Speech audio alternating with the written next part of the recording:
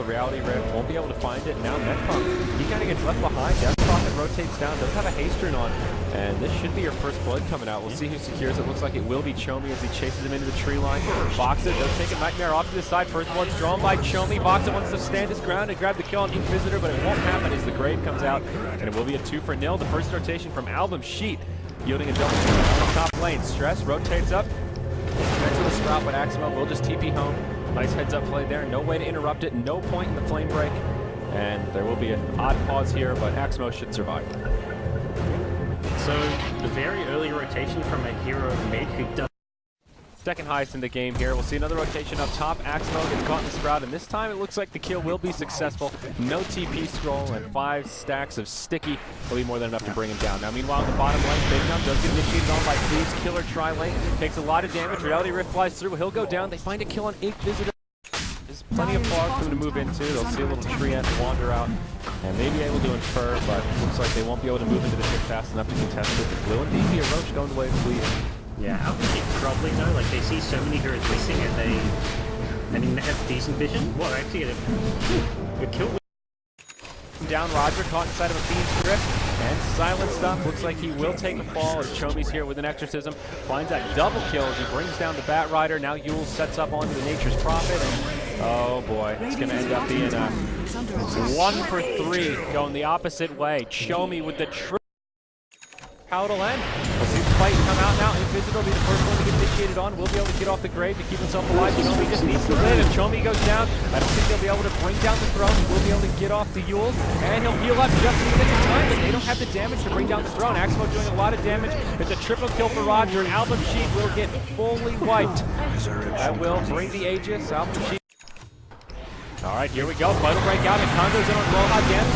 BKB right away. Roger in the front line, still alive, but getting stunned up. They're doing a lot of damage to him. He's silenced. He can't do anything. He's on the run. Stress caught inside of the Fiend's Grip. They'll make it back to the base, but they'll lose their Nature's Prophet. They'll also lose their Bat Rider. Buybacks.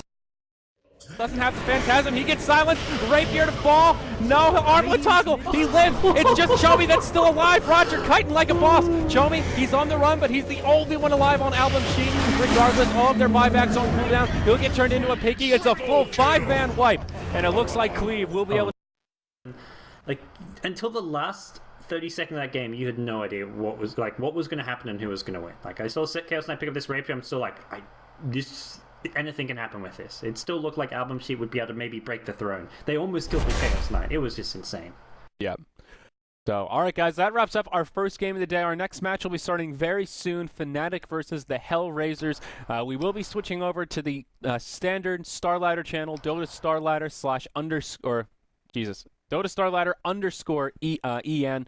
So we'll be heading over there in just a few minutes time, and hope to see you for the remaining 3 games of StarLadder coverage today.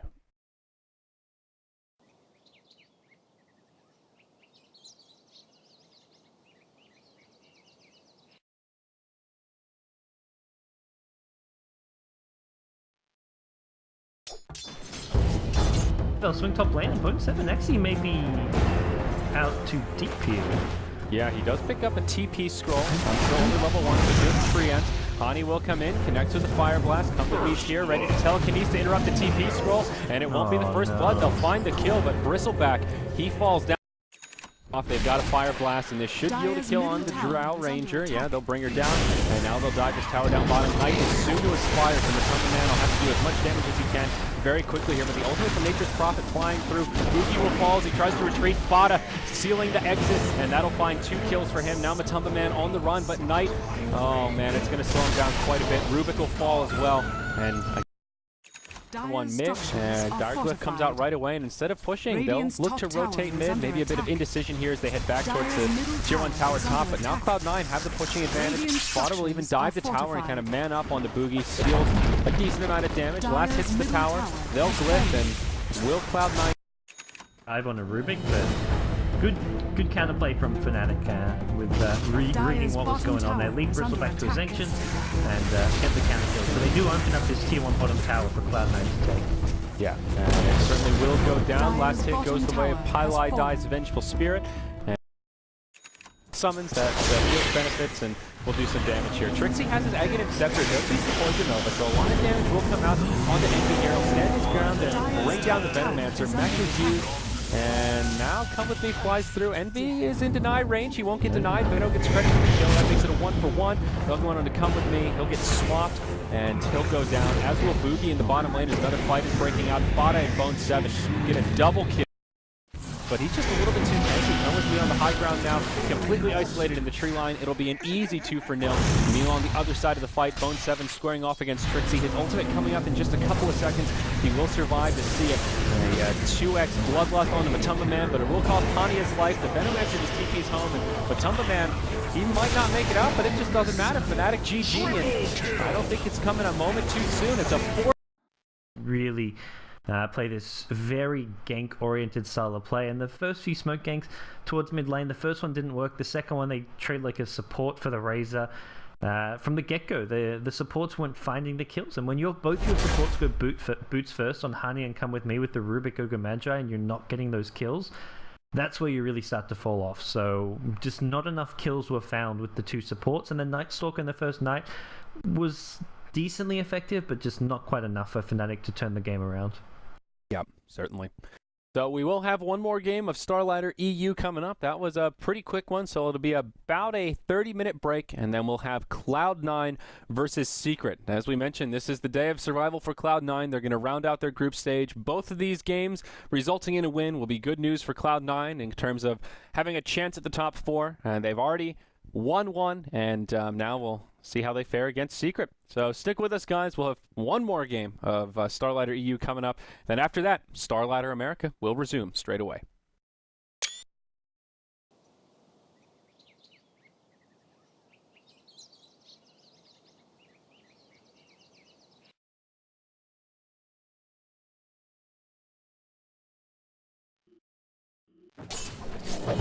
The momentum early on, but if you can't find any of those arrow connections, then this is just a Mirana that will very quickly become underfarmed. Arrow flies through, and this time it'll hit Fada. Does S4 have the damage to actually bring him down? It's a long-range stun, but Thunderclap is there, and this should be your first blood. S4 draws it out, gets the bonus gold, and not too shabby, but yeah, homing lane. We got Owie creeping in from behind on Fly. There's your Grave Chill. Here comes the Frost Arrows. They're going to slow him down. Can Fly get away from this one?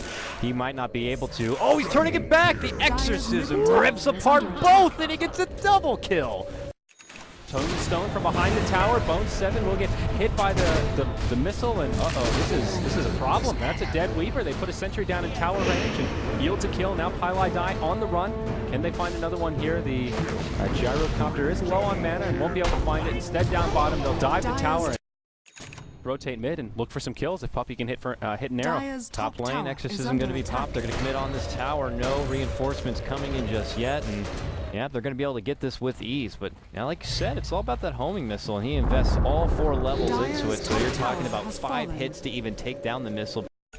And they want Puppey. They jump on forward. They got the ball lightning, the vortex. Quick, desperate leap. Not getting away from that leap, as it is Fata to jump forward and take him down. Still, favorable trade for Team Secret, if I say so myself. Certainly so. Sword hiding in the tree line, thinking about trying to help Puppey, but didn't want to reveal his positioning until. Oh my gosh, are you serious? Oh no.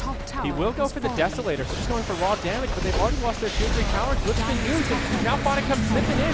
Hiroki will just use his BKB, turns and drops Fada in a matter of seconds. Envy stands his ground, but not for long. Down he goes. Highlight Dial getting melted to boot, and this could be the end of Cloud9 just off this one push. Death Prophet gets off the Yules, will get killed up. Now the Brew presses forward, and GG!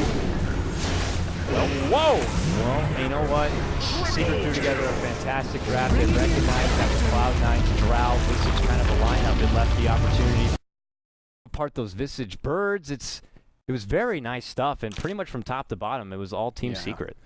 Yeah, 28-7, obviously a fairly one-sided game, but it seems like Cloud9 just weren't ready for that last push. They were simply caught unaware and underestimating the flash pushing power of a level 16 Death Prophet.